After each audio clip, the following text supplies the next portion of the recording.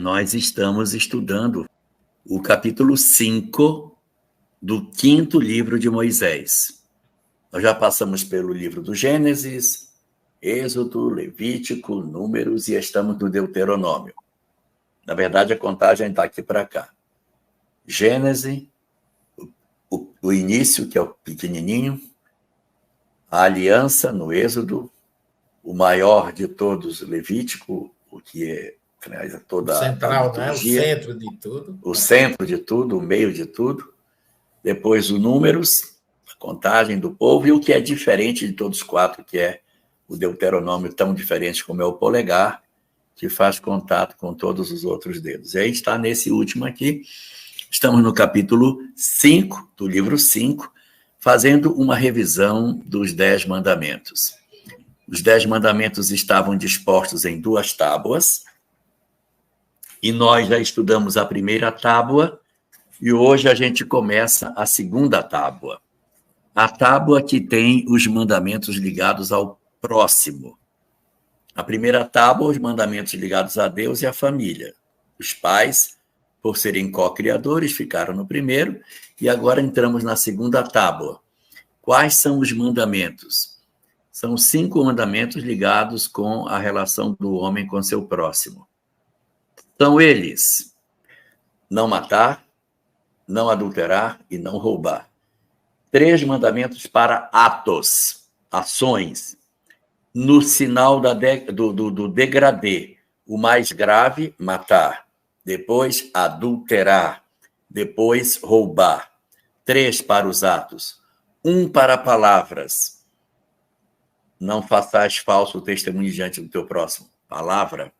E o último, pensamento. Não cobiçar as coisas do próximo, que é diferente de roubar, porque quem cobiça nem sempre rouba, mas quem rouba cobiçou. Então, atos, palavras e pensamentos nessa segunda tábua. E a gente vai começar pelo primeiro mandamento dessa segunda tábua, da segunda Luchá, que é, na verdade, não matarás.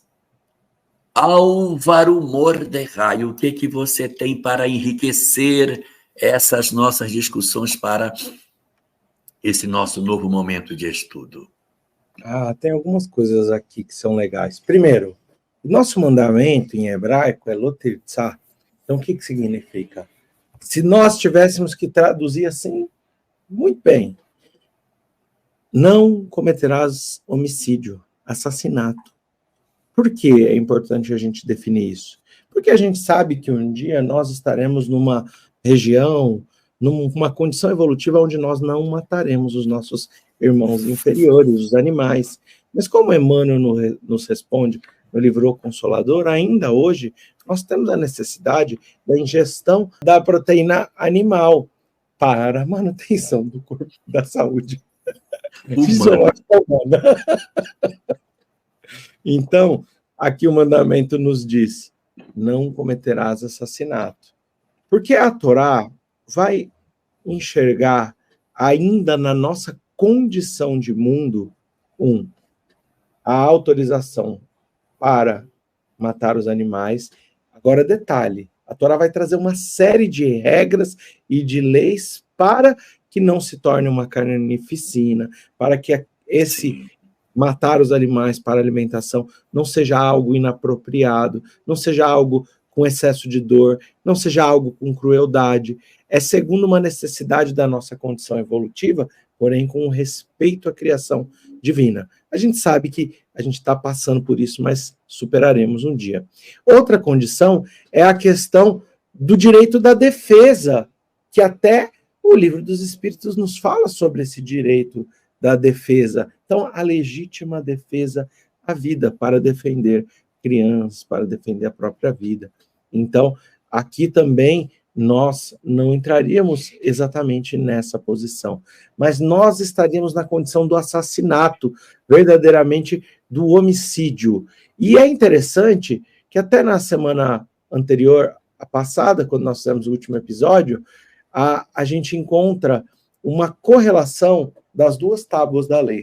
Podia estar tudo se, vou colocar se, que eu não acho difícil, como eu já pude citar por algumas vezes, pela condição da convivência com os fenômenos de efeito físico. Mas se as tábuas da lei tivessem sido materializadas, como Kardec coloca que o dedo de Deus poderia ser o ectoplasma, como não estou afirmando que foram materializadas, mas se tivessem sido materializadas, qual seria o intuito de nós obtermos 2 tábuas?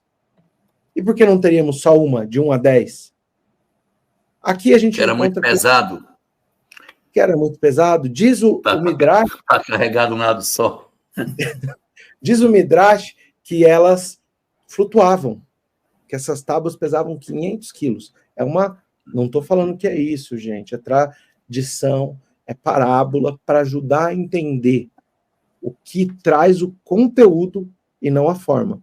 Por isso eu não estou assumindo que ela foi materializada, eu não estou assumindo, existe uma razão histórica, porque uma permanecia no Palácio dos Reis, outra permanecia junto ao povo, uma é com a relação ao divino, outra em relação ao povo, mas aqui os grandes sábios, eles colocam as tábuas frente a frente, como são registradas em todas as sinagogas, onde encontramos esse desenho, e a gente faz uma correlação dos mandamentos.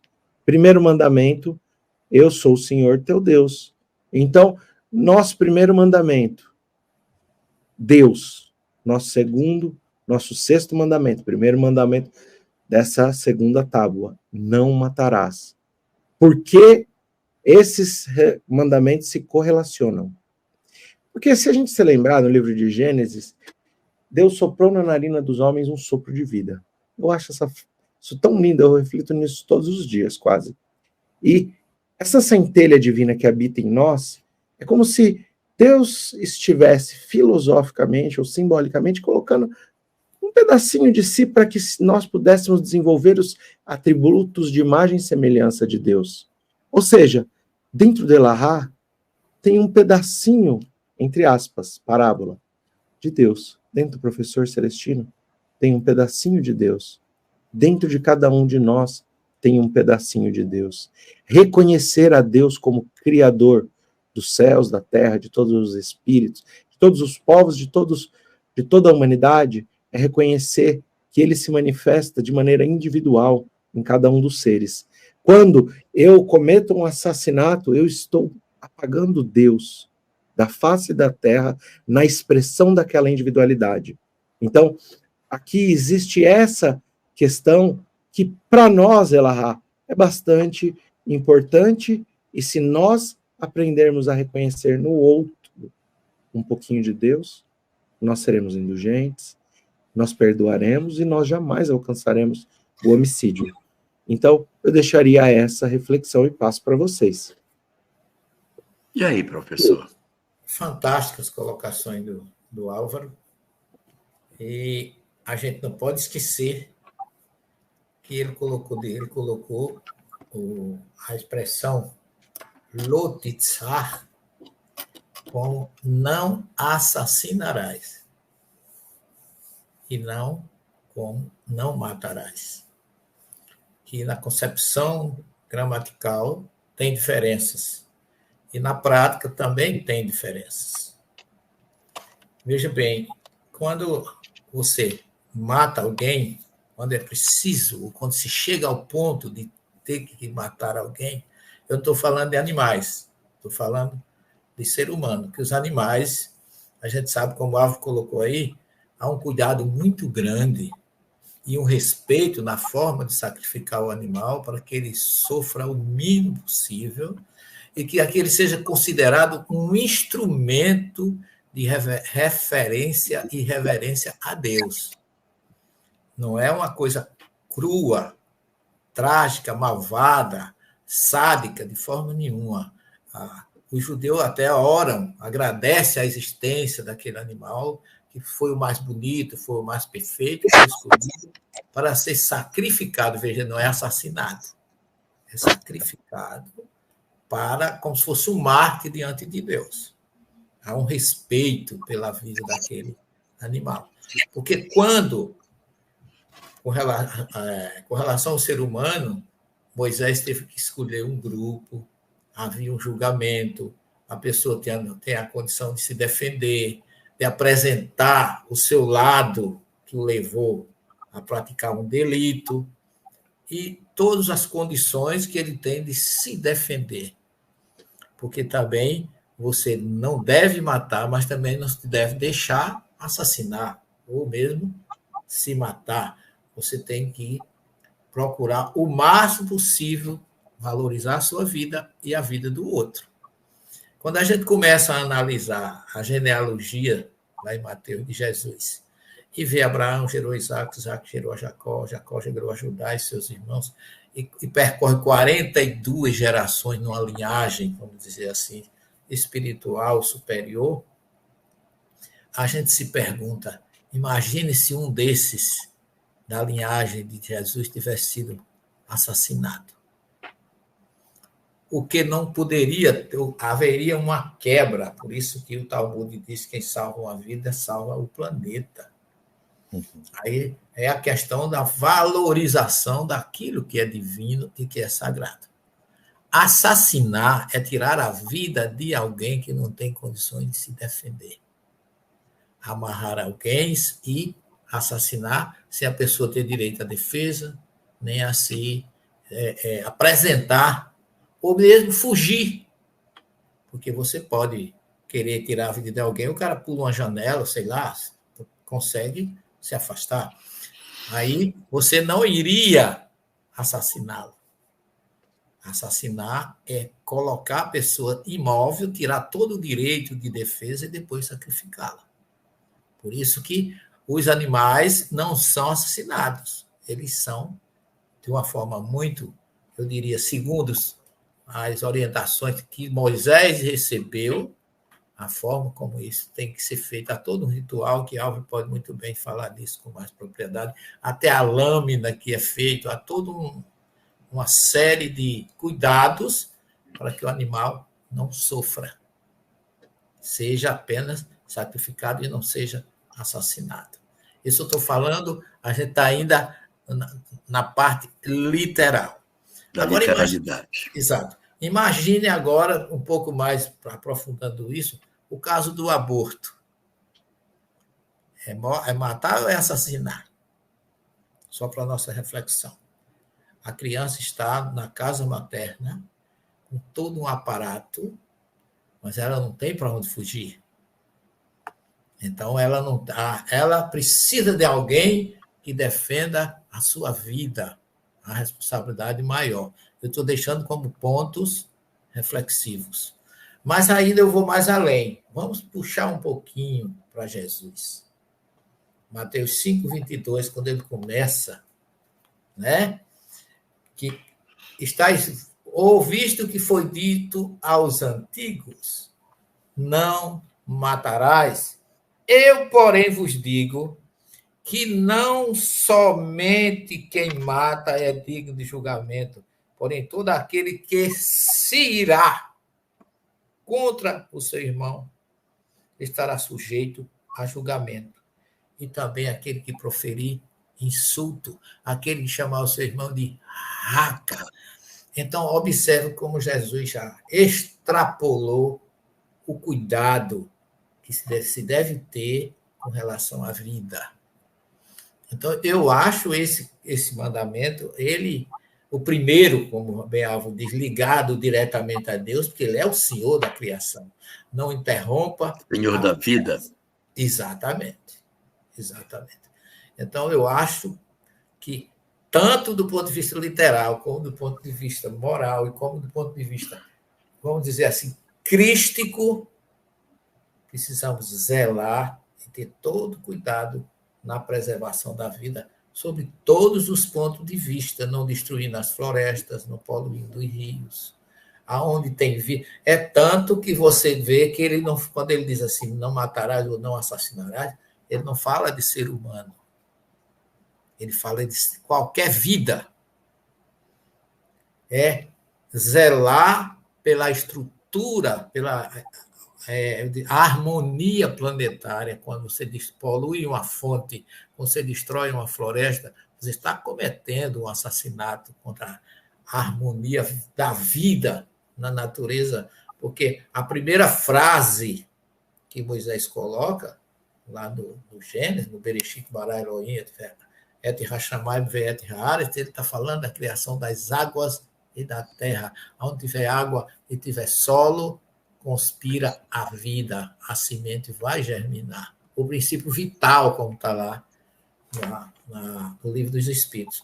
Então, nós temos aí uma série de fatores macro e microcosmos para ser considerado nesse Lobitsá, que parece, vamos dizer assim, um mandamentozinho muito curto, mas abrange todo o universo. Seria a mesma coisa de interromper o processo da criação e que Deus nos criou para ser co-criadores com Ele. Então, é promovendo toda forma de vida que seja possível. Queria fazer aqui um comentário no seguinte sentido. Essa leitura aí, apanhando as colocações que vocês fizeram, ela pode ter 3 camadas de interpretação. O matar no sentido do ser humano, que a gente já comentou. O matar no sentido dos animais, que também já foi comentado. E o matar no sentido dos sentimentos, dos sonhos e dos ideais, das esperanças das pessoas. Nessa parte específica sobre o não matarás ligado com a vida humana, sim, a lei apresentada por Moisés muito claramente nos coloca sobre que isso não seria razoável. É importante observar que isso foi colocado aí aproximadamente 1.300 anos antes do nascimento de Jesus, e ali já posto de maneira muito clara que o assassinato, o extermínio de uma outra pessoa não era uma condição razoável e não existe condição para isso, né? Você não vai. Então, assim, das motivações humanas não existiria motivação humana para matar o outro. Das motivações humanas não há motivação. Tu não assassinarás. E, nesse sentido, a gente encontra uma questão em O Livro dos Espíritos, questão 748, dentro da Lei de Destruição. É uma questão curtinha, de resposta curta. Então, nessa pergunta 748, que trata sobre legítima defesa, quero trazer aqui para a gente poder ver, da Lei de Destruição 748. Aqui diz o seguinte: Deus desculpa o assassínio em caso de legítima defesa? O assassínio em caso de legítima defesa. Resposta: só a necessidade pode desculpá-lo, se houver uma absoluta necessidade para fazê-lo. Mas, se o agredido puder preservar sua vida sem atentar contra a do agressor, deve fazê-lo. Ou seja, se você tem condição de, ainda que você atire na pessoa, atirar para não matar, faça. Então, você está vendo uma pessoa que está entrando dentro de um estádio com uma bomba na mão. Ele vai jogar essa bomba no estádio. Você está armado. Você deixa ele entrar para preservar a vida dele, ou você neutraliza esta pessoa para que ela não entre? Só que porque a legítima defesa, ela pressupõe pela legislação brasileira. Não estou me referindo à lei de Moisés. Ela estabelece 3 princípios. Primeiro, defesa de si ou de outrem. Então, eu posso defender. É legítima defesa eu impedir alguém de matar alguém, de machucar alguém. Também é legítima defesa. Defesa de si ou de outrem. Segundo, crime prestes a acontecer ou acontecido. A pessoa matou alguém, aí você vai e mata em seguida, ou seja, acontece uma coisa, porque diz assim, mas ele atirou, quando ele atirou no outro, ele já tinha atirado na moça, então não é legítima defesa. Não, mas foi no ato do acontecido, aí a legislação brasileira estabelece. E terceiro, tem que usar arma de mesma condição. Eu não posso ter uma pessoa que está armada de uma faca e atirar. Isso não é legítima defesa, porque eu estou usando uma arma de fogo ou está com uma arma branca. Então, a legítima defesa é um instituto até reconhecido na legislação brasileira, mas, evidentemente, se você puder evitar com que isso aconteça, tanto mais satisfatório que se faça, evitando o assassínio, evitando o assassinato. E dentro dessa mesma esteira, eu vou pegar aqui no finalzinho de O Livro dos Espíritos, em casa vocês podem pegar, a última página da obra. A obra acaba aqui, ó. A obra acaba aqui, ó. Santo Agostinho escreve. Então você vai ver aqui, está escrito aqui, ó. Vou ler na tela. Jamais nunca os bons espíritos estimularam o assassínio e a violência. Jamais aconselharam ou legitimaram o assassínio e a violência. Então, os espíritos não vão nunca apoiar a ideia da violência ou do assassínio. E nesses tempos de intolerância religiosa ou intolerância política, em que as pessoas estão se matando pelas redes sociais, usando não uma arma de fogo, nem uma arma branca, mas o teclado para se matarem, em que as pessoas atacam determinadas pessoas e levam a pessoa à morte, porque existe tanto ódio, tanta violência, tanta agressividade nas manifestações nas redes sociais, que acaba produzindo até assassinato. Então, quando a gente fala de não assassinar pessoas, é importante que a gente lembre que a gente também mata, seja pelas redes sociais, quando nós produzimos uma multidão de manifestações que perturbam a pessoa até que ela se suicida ou ela comete uma loucura, ou quando nós promovemos o assassínio do século XXI, que é o chamado cancelamento. Você não tem mais sossego em lugar nenhum da vida. Eu sou perseguido aonde eu vou. Não consigo ir no supermercado, não consigo ir no shopping, não posso levar minha família para passear. Eu não tenho lugar de paz no planeta. Então, isso também é a forma de violência expressa na parte final de O Livro dos Espíritos. Quando se trata, portanto, do assassínio, a gente tem que lembrar todas essas dimensões para o trabalho. O segundo ponto que eu queria destacar é sobre essa relação do homem com os animais. No período que nós estamos vivendo, falando da lei de Moisés, era um período marcado por uma leitura de mundo. Por uma leitura de mundo, não é? E nessa época as coisas eram muito diferentes. Hoje, com a modernidade que a gente tem, muitas formas diferentes de assassinato vêm surgindo. E aí o professor Severino lembrou da questão do aborto. E aí eu queria lembrar dentro dessa questão o seguinte: o espiritismo é sempre a favor da vida. Você tem dúvida? O espiritismo é sempre a favor da vida. Então ele vai ser defensor das ideias que sejam contrárias à eutanásia, contrária ao suicídio assistido, contrária à pena de morte, contrária a toda forma de violência e, evidentemente, contrário ao aborto. Mas é importante que se diga uma coisa: quando se diz que o espiritismo se posiciona contrário ao aborto, é porque ele é a favor da vida. Então, se ele é a favor da vida, ele é a favor da vida da mãe também. Nós nunca podemos tirar uma conclusão de que, para defender o impedimento da interrupção da gestação, você tem que massacrar a mulher que tomou essa decisão. Ela também é gente, ela também precisa de apoio. Então, a proposta da doutrina espírita é acolher as duas vidas, a vida da mãe e a vida da criança. Não é dizer assim, não, a vida da criança é importante, você que se lasque. Não, é cuidar da mãe também, porque a mãe é também pessoa, muitas vezes, fragilizada em função da condição que a nossa sociedade impõe a muitas mulheres em determinadas condições.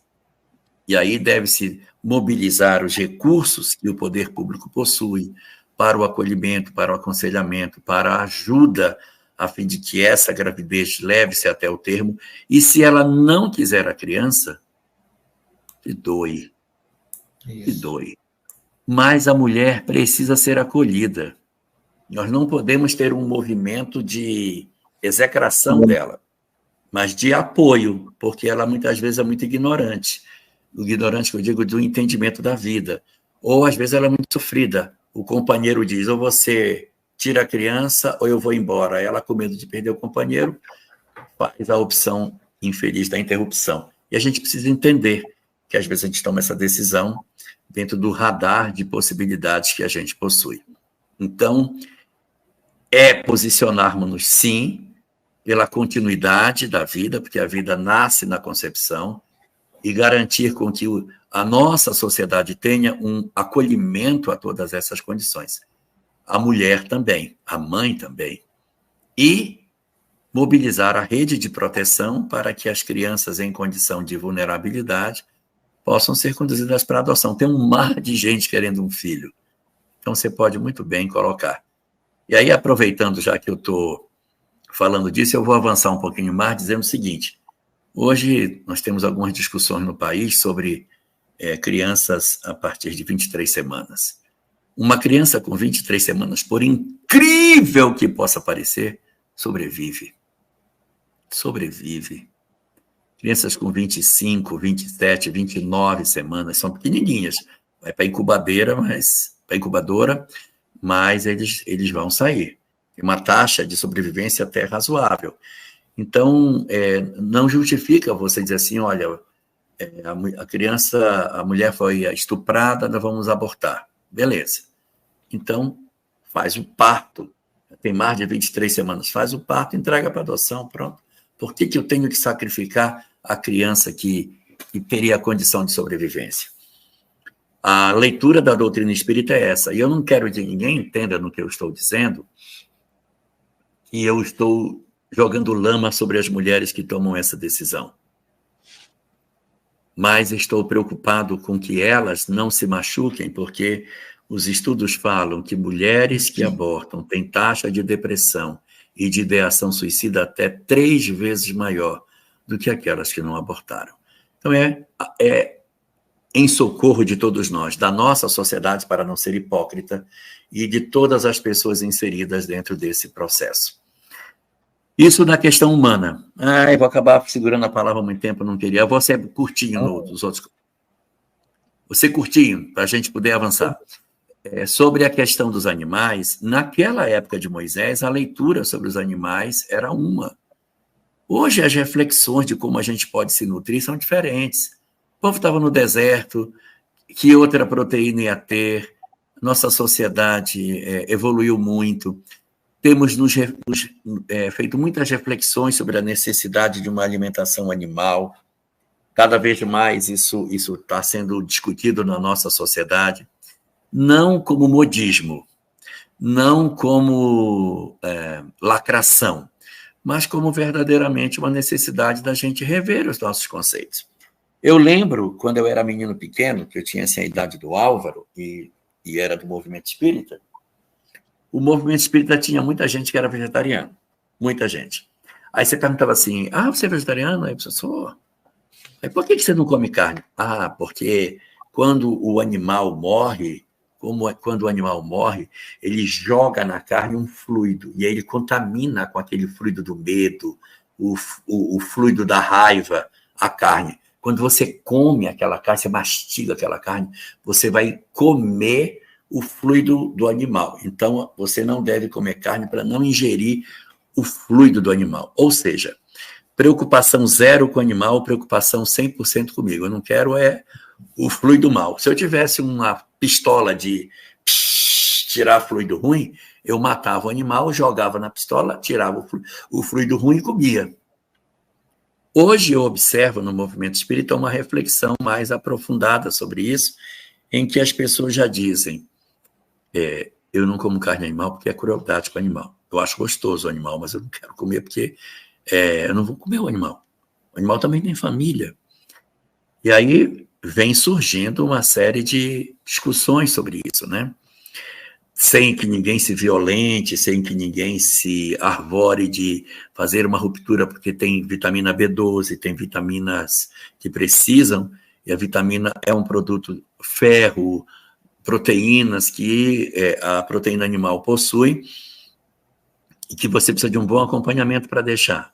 Mas se alguém tem desejo de fazer uma retirada, O que se tem utilizado é o reducionismo. Tira os embutidos, tira a carne vermelha, tira o frango, tira o peixe, tira o ovo, tira o leite. Não vai dar para fazer isso numa encarnação só, mas essa seria a regra. Se você não conseguir tirar, eu não consigo tirar carne, gente. Não consigo comer folha, não sou camaleão, não consigo comer. Beleza, então não se desespere. Só faça o seguinte: troque o bifão por um bifinho. Come, mas come menos. Você não precisa comer só a carne. Coloca mais salada, diversifica seu prato e come uma quantidade menor da proteína animal e vai com isso fazendo a sua adequação nessa realidade, sem traumas. Mas isso precisa ser feito, né? E sobre a questão de matar os sentimentos, eu nem vou comentar, mas todo mundo já entendeu. Matar a esperança, matar a felicidade, né? Matar essas coisas todas. Já chega. Falei muito. Eu diria, Elahá, nós precisamos nos atentar muito. Existem espíritos com altíssimas capacidades de sedução, de hipnose, de fascinação. Francisco. Francisco de Assis cuidando do passarinho. Sim, de fascinação, de etc, que trabalham no plano espiritual, segundo diversas reuniões mediúnicas sérias têm recebido. Esses espíritos trabalham, alguns desses espíritos trabalham muitas vezes para convencer grandes coletividades a levarem espíritos à morte. E aí eu vou dizer, tanto o aborto, tanto quanto a execução de um criminoso, por exemplo, na cadeira elétrica ou outros tipos de morte, como é permitido em muitos países e muitos estados americanos, por exemplo. E os dois tipos de violação à vida são extremamente, causam débitos gigantescos aos espíritos. Então, os fluidos obtidos no processo de vampirização, na extinção à vida por qualquer tipo de assassinato, por qualquer tipo de homicídio, é o que traz a atmosfera psíquica para que os espíritos mais endurecidos do planeta Terra, com uma exacerbação e uma desvalorização da vida, possam estar na nossa crosta terrestre influenciando com muito mais veemência. Estou falando de espíritos que trabalham em processos de obsessão coletiva de milhões e milhões de pessoas através do aborto e através da pena de morte. Então, a condenação a todas as formas de assassinato, ela é muito importante, porque nós enxergamos um holocausto silencioso para os milhões de abortados. Nós encontramos a morte pela pena de morte também causando a possibilidade de tremendos débitos para a sociedade, que também, igualmente assim, a apoia.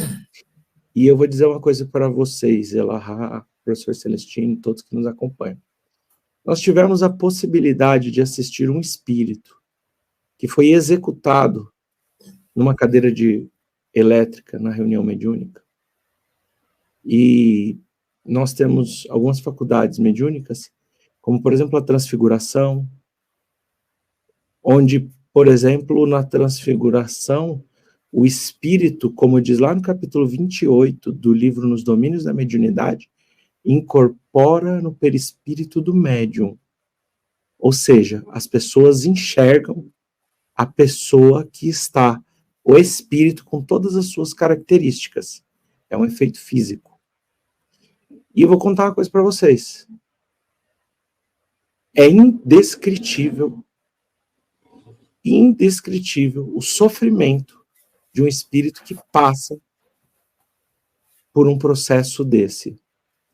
O espírito posterior a esse, depois de ele ser assistido pela legião de servos de Maria, já que ele também é um suicida, já que ele também é um suicida. Estava vinculado a esse vício, essa viciação psicológica. O próximo espírito foi o da mãe dele, e que chegou e disse assim: meu filho não é tão mau assim. E ele se intitulava um psicopata. Ele se intitulava um psicopata. Então, se um espírito nessa condição não mereceria a condenação da vida pela pena de morte, quanto mais as crianças no ventre de suas mães. Então, a valorização à vida é o caminho mais certo. Qual será o peso em uma consciência que realize esse processo?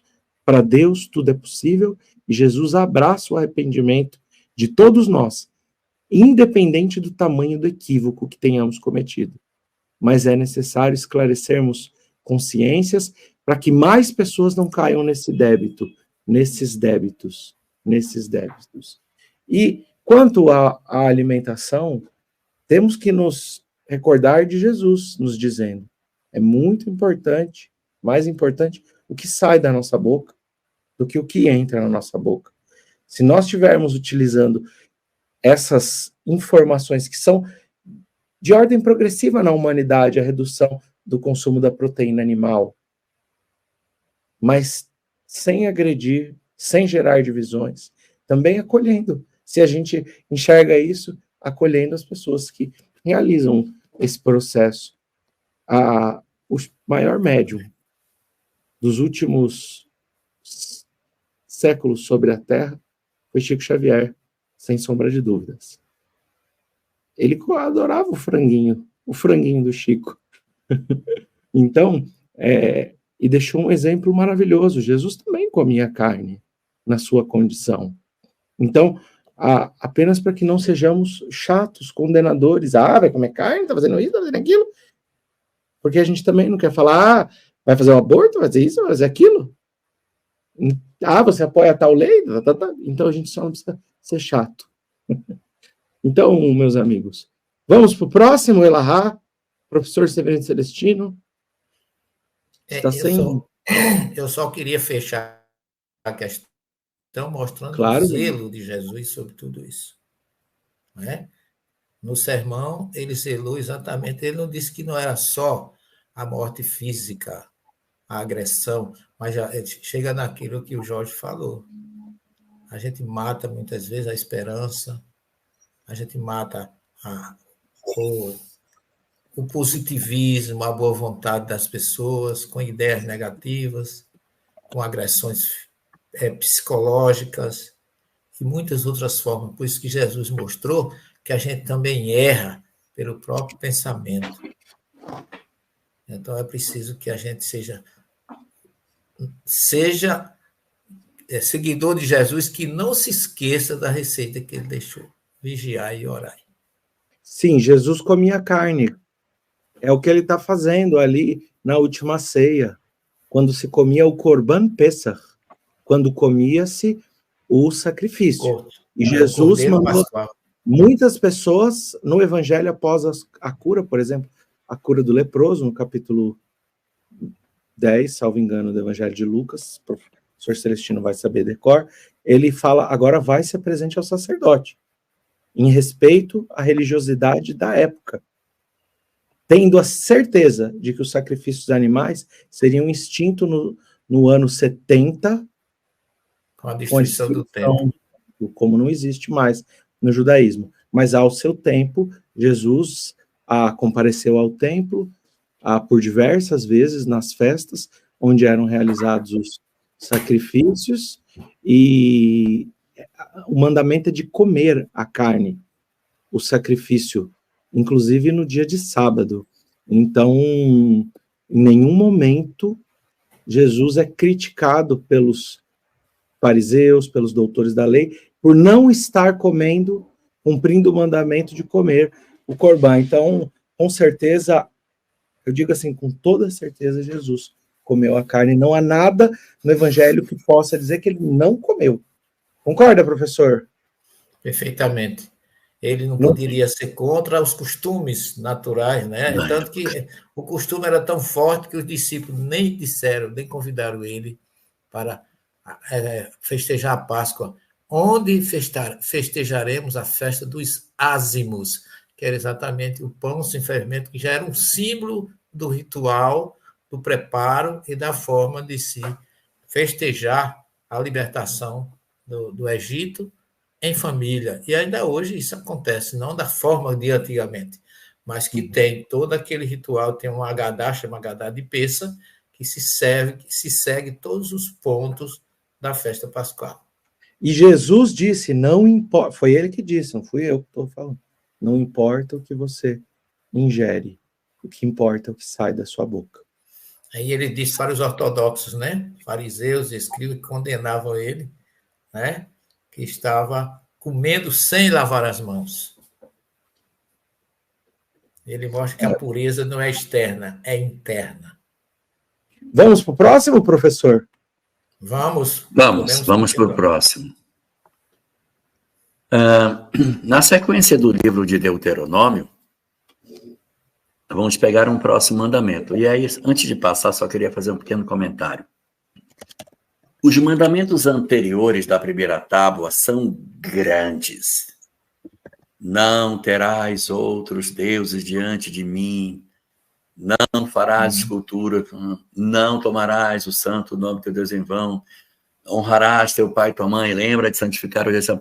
Aqui nessa tábua, os mandamentos são super curtinhos. É tudo assim, não matarás, não adulterarás, não roubarás. É tudo bem ligeira a conversa. E eu lembro uma vez que eu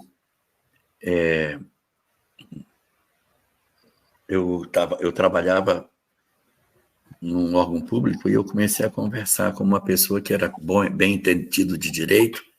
Eu disse, mas esse na lei nossa, no Código Penal, só está assim, artigo 121, não matar. Eu disse, mas isso é muito curtinho, né?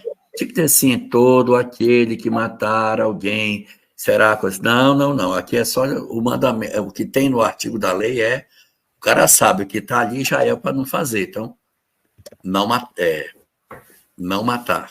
Aí disse, mas pelo amor de Deus, aí disse, rapaz, você não sabe como que existem discussões sobre a beleza desse artigo de ser assim, tão curtinho.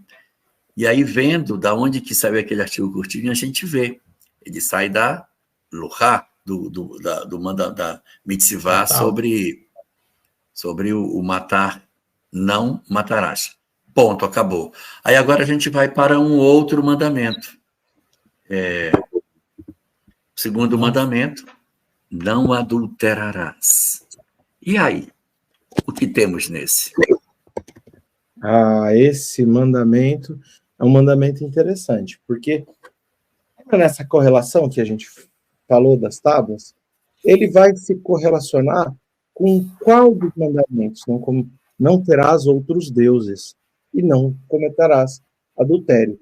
E essa relação é feita por Jesus, quando ele encontra a mulher adúltera.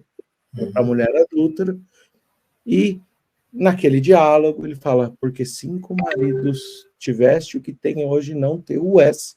E marido, em hebraico, é Baal. Baalim são maridos. Mas o Baalim, maridos, também se fala ídolos. Ou seja, Jesus está dizendo, porque os ídolos que adoraste não é nenhum, e o teu Deus hoje também não é o Deus de Israel, o Criador dos céus e da terra, não é o, vai pegar? Não é o, achei que você ia sair, não é o Deus de Israel. Então, o que está sendo falado aqui? Exige-se uma fidelidade do homem para com todos os compromissos. Qual é o símbolo máter da fidelidade humana? Ser fiel a Deus. Porque se você é fiel a Deus, verdadeiramente, você será fiel nos seus relacionamentos, nos seus negócios, nas suas amizades, nas suas obrigações. E aquele que é fiel nas suas obrigações, eu vou dizer uma coisa, torna-se um missionário. Todo aquele que cumpre o seu dever torna-se um missionário. Todo aquele que cumpre o seu dever. Ou seja, a fidelidade, não cometer adultério, é não cometer adultério no peso da balança, é não cometer adultério na hora... Na qualidade do leite. Na qualidade do leite, na omissão de uma informação que foi perguntada para se vender um imóvel. O imóvel é bom, é ótimo, nossa, uma beleza, mas está cheio de problema. Meu carro nunca bateu. Nunca. Carro de médico.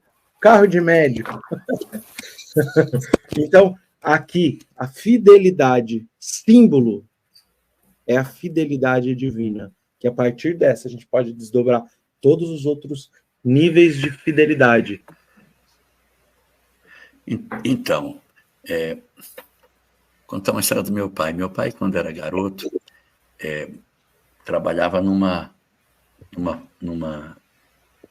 propriedade, num sítio do pai dele, tirava leite e levava para vender na cidade.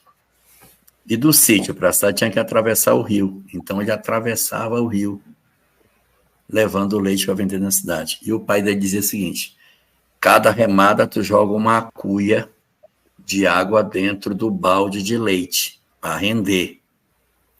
E assim meu pai fazia. Ele atravessava, era criança, atravessava o rio, remando e jogando um pouquinho de água dentro do balde de leite, para vender na feira. Ele disse que uma vez ele pegou uma surra na feira, porque na hora que ele foi vender o leite, quando ele jogou, caiu um peixinho. Apanhou tanto, que chutaram o leite dele, perdeu o leite, chegou todo apanhado em casa. Então, assim, esse mandamento não adulterar, ele tem os aspectos literais dele, no sentido da gente não corromper aquela aliança que foi feita do casamento. Isso é um primeiro ponto. Às vezes a gente vive uma relação de assim, mas a minha mulher é muito chata. Só que se soubéssemos o quanto machuca no fundo da alma ser enganado por alguém que você ama, a gente não faria. Então, tem esse primeiro aspecto, que é o aspecto do adultério no sentido literal da coisa. E o que chama atenção é que ele está abaixo do não matar e acima do não roubar. Ou seja, na conceituação, isso é uma forma de matar também, de destruir a pessoa, acabar com ela. Então você não mata, mas você destrói com ela, por isso que está acima, porque às vezes você rouba, mas não destrói a criatura. Então você mata, você destrói, que é com o adultério, depois você vai roubar, que é grave, mas já está mais para baixo um pouquinho. Então, o não adulterar tem a ver exatamente com essa prática, que tem os aspectos que são assim mais simbólicos, né, do adultério, pessoal que pega o boletim e altera o boletim jogando uma nota vermelha cobrindo para ficar uma nota azul, né, professor? Arruma um 4 para o 9, ajeitar um 4 para o 9, e aí vai dando essa condição para que a gente consiga entender que o adultério está em tudo, na falta de honestidade naquilo que nós fazemos. Tudo que você corrompe, tudo que você altera a verdade, também são formas de adulterar. Jesus foi muito perfeito nessa cobrança.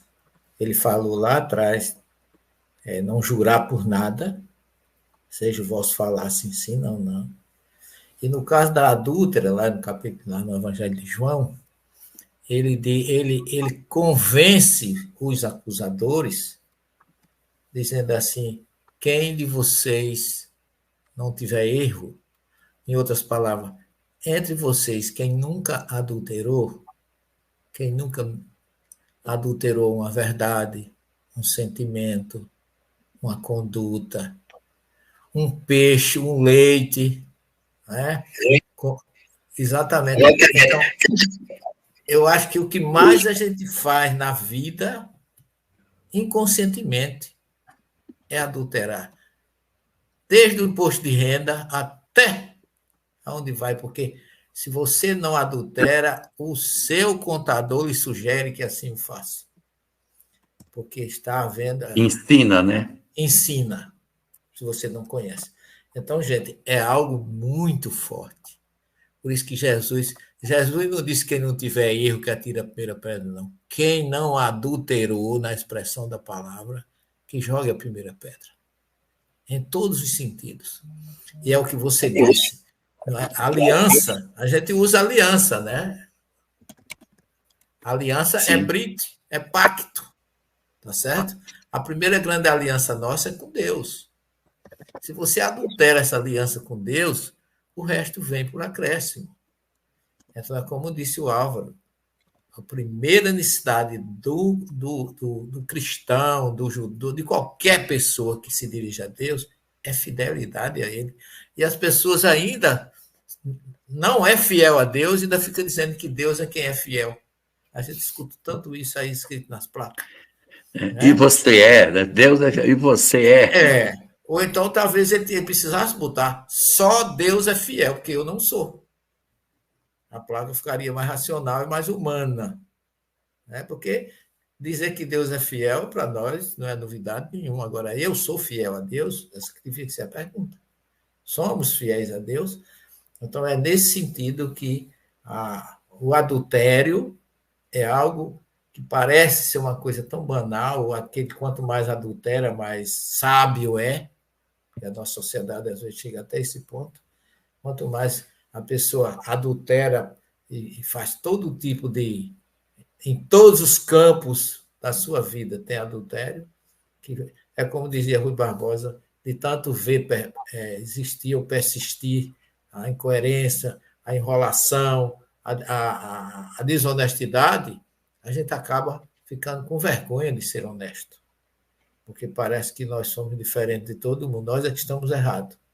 A maioria está certa. Porque muita gente já chegou para mim e disse assim, mas todo mundo faz isso, professor. Eu digo sim, mas infelizmente, eu não sou todo mundo. Eu não vou fazer porque todo mundo faz, porque eu não respondo pelos outros, eu respondo por mim. Então, é desde esse princípio que se você pensa assim, você vai agir ou refletir um pouco antes de querer se julgar inteligente, porque vai adulterar a confiança de alguém, a boa vontade de alguém, as boas intenções dos outros. É muito sério esse mandamento. E a gente ainda fica dizendo, muita gente dizendo que os mandamentos são coisa do passado, é a primeira revelação, isso é só história. O que vale é de Jesus para cá. Como se Jesus também não tivesse sido fiel a todos esses ensinos de Moisés. Eu queria que o senhor comentasse, professor, da mesma maneira que o senhor fez com o primeiro, que fala sobre o não matar, e eu, porém, vos digo, que o senhor comentasse também sobre o que Jesus disse sobre o adultério nesse mesmo trecho do capítulo 5 de Mateus.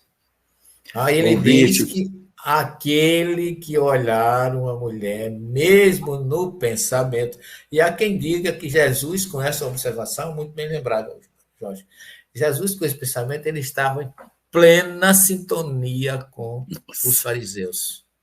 Que os fariseus, na sinagoga, tem um véu. No momento da oração, o homem não vê a mulher. É preservando o pensamento. Então, você também erra. Aquele que pensar mal já adulterou com ela, mesmo que não tenha sido fisicamente. Eu vou fazer um comentário aqui que não tem nada a ver, não tem nada a ver, mas eu vou fazer. Vocês já viram que nas igrejas protestantes tem um lugar onde o pastor fala, chamado púlpito? Uhum. É o púlpito. Na igreja católica não chama púlpito, chama ambão. Qual é a diferença do púlpito para o ambão? O púlpito é aquilo que todo mundo já viu. Um pescocinho, aí em cima tem uma mesinha. Uma bimá, né? Parece uma bimá da sinagoga, onde põe a Torá, né? Então, assim, é aquela coisa, aquele pescocinho fino com aquela mesinha em cima para ele botar um livro, uma coisa. O ambão não é assim. O ambão parece um escudo, ele é todo fechado. E o orador fica atrás do escudo, ele fica atrás dessa proteção. Por que que na igreja não se usa púlpito, se usa ambão? É porque é para proteger o corpo da pessoa que vai falar. Então, quando você está na igreja católica, para proteger as mulheres que podem estar com uma roupa que não seja a melhor das roupas, ou um homem que possa não estar com a melhor das roupas, e que possa sugerir algum tipo de pensamento em quem assiste, a pessoa vai fazer a leitura, ela vai lá para cima, ela se coloca atrás desse escudo, que é o ambão, você vê só o pescocinho do ser humano, mas o corpo está todo protegido por esse grande escudo que é feito dentro dos templos católicos. O professor Severino, que andou por esse ambiente, talvez tenha visto isso. É ambão que ainda chama, professor? É só no meu tempo que era ambão. Não, eu acho que no seu tempo era ambão mesmo, porque mesmo dessa forma se chamava púlpito. Né? As igrejas tinham com o nome de púlpito. Agora, deixa eu ver aqui. O que eu acho que vale a pena a gente comentar nesse mandamento número 7, também, não cometerás adultério, é sobre a informação que Emmanuel nos traz, que nesse ponto específico, todos nós somos devedores. No ponto de vista das lesões nas relações afetivas, todos nós somos devedores. E um grande ponto muito importante é a responsabilidade nas relações afetivas. Um amigo meu, eu não vou contar quem é, conta que todo relacionamento é como se fossem duas pessoas dando-se as mãos e fazendo aquela brincadeira de girar. E conforme o tempo vai passando, um vai confiando um pouco mais no outro e o gira-gira aumenta de velocidade. Aqui, causar uma lesão afetiva é, de repente, alguém soltar as mãos. Não significa que as pessoas precisam estar para sempre unidas, mas a responsabilidade na dissolução dos relacionamentos. Eu me lembro uma vez, eu tinha um relacionamento e eu queria terminar aquele relacionamento. E um espírito benfeitor apareceu para mim e falou assim, é chegado o tempo para que você aprenda que os términos precisam ter a mesma amorosidade dos princípios. E aí eu entendi que eu deveria, se fosse necessário, tomar mais tempo, como foi o caso, se fosse necessário, tomar todas as iniciativas adequadas para o término do relacionamento, mas dentro de um período de tempo, dentro de uma responsabilidade afetiva. Porque é muito natural ainda do nosso comportamento humano, nós, quando estamos interessados, oferecermos grande valia ao relacionamento, e no momento em que a gente não está mais interessado, agir com a irresponsabilidade afetiva. Impaciência, né? Quem soltou a mão do outro, o outro vai se esborrachar no chão. Mas você se tornou devedor à lei. O outro foi lesado, mas não é necessariamente mais um devedor. Mas você que soltou as mãos, ou seja, que causou a lesão afetiva, possui um débito para com a lei divina. Então, Emmanuel nos diz sobre esses elementos. Sabe, gente, tem algumas questões aqui que eu acho que vale a pena a gente observar, que nós vivemos, de alguma forma, no ambiente espírita, com espíritos, na assistência de espíritos sofredores, tanto encarnados como desencarnados. Quando a gente se torna um trabalhador espírita, então, a gente passa, muitas vezes, até viver em um mundo quase que paralelo, quase que, não é a proposta. A proposta é a gente viver no socorro a todos os enfermos. Mas o que eu estou querendo dizer com isso? Que para a gente, uma discussão sobre a carne, sobre alguns elementos, ela é muito importante no Espiritismo. Mas vamos nos lembrar que Frederick Figler, irmã Jacó, nos conta no livro Voltei, que 50% dos espíritos encarnados na Terra, ao seu tempo, viviam em estado de semicivilização ou barbárie. Então, quais são os elementos que a gente deveria discutir mediante aos espíritos em estado de semicivilização e barbárie? Talvez os elementos de maior forma de lesão à lei. Então, eu só estou colocando isso porque eu vejo que não para os comentários aqui sobre os animais. Nós amamos os animais. Nós amamos os animais. Nós temos um compromisso humano de sim cessar com o passar do tempo. Mas tá tudo bem, não vamos ficar condenando quem está comendo o bifinho. Eu como bifinho 3 dias da semana. 3 dias. Agora vai ter que ser 2 já. Então, o trabalho espírita tem me feito assim. Então, prosseguimos, e eu quero contar uma coisa. Sabe por que são 10 mandamentos? Vida e sexo. Ainda temos 10 dedos. Não, eu vou contar para vocês, porque as pessoas falam, nossa, por que são 10 mandamentos? Eu vi alguém perguntando aqui. Eu vou contar e vocês gravem isso para sempre. Deus falou para os romanos, vocês querem os meus mandamentos? Os romanos falaram, fala um, não cometerás adultério. Aqui a gente tem essas orgias, não dá. Deus falou para os sarracenos, vocês querem os meus mandamentos? Não, a gente fala um, a gente vive de roubo, pilhagem, não dá. Deus falou para outro povo, vocês querem, os gregos, vocês querem os meus mandamentos? Só tem um Deus. Um Deus não dá, a gente tem vários. Deus cansou dos outros povos, chegou para o povo judeu e falou, vocês querem os meus mandamentos? Aí o povo falou, quanto custa? É de graça, manda 10. É brincadeira, tá, gente? É só para quebrar o...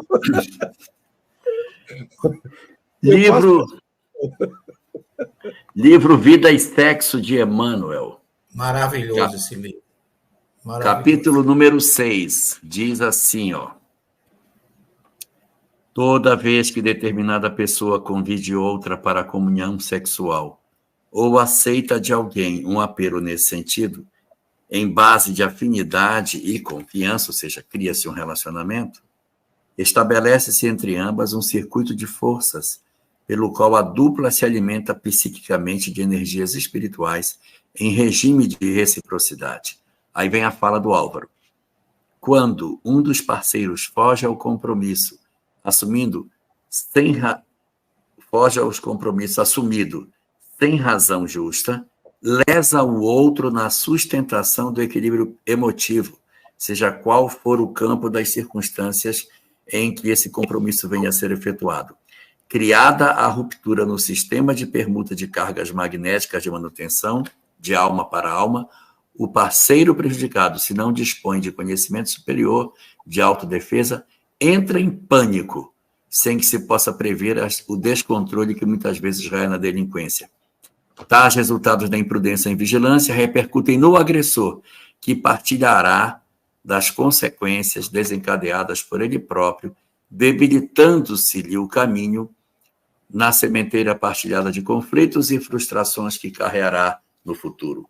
Aí, só para concluir, para que não sejamos mutilados psíquicos, urge não mutilar o próximo. Verdade. Só para operacionalizar a fala do Álvaro. E para concluir esse pensamento, aquele que foge da responsabilidade terá que voltar a se reencontrar e recomeçar de onde parou, para poder concluir o projeto que iniciaram juntos. Se de repente os dois criam simpatias e ficam no mesmo padrão evolutivo, o reencontro é inevitável. Quando, por exemplo, você tem um caso de Lívia e Emmanuel e Públio Lentulus, em que houve um problema, mas ela não guarda mágoa, não guarda ódio, e ela se sublima, ele vai se reencontrar, sabe lá Deus com quem, para se resolver. Porque, na medida em que alguém se sublima, ela pode até voltar, mas vem como filho, vem como neto, vem como outras circunstâncias, sem a necessidade imperiosa de uma relação conjugal.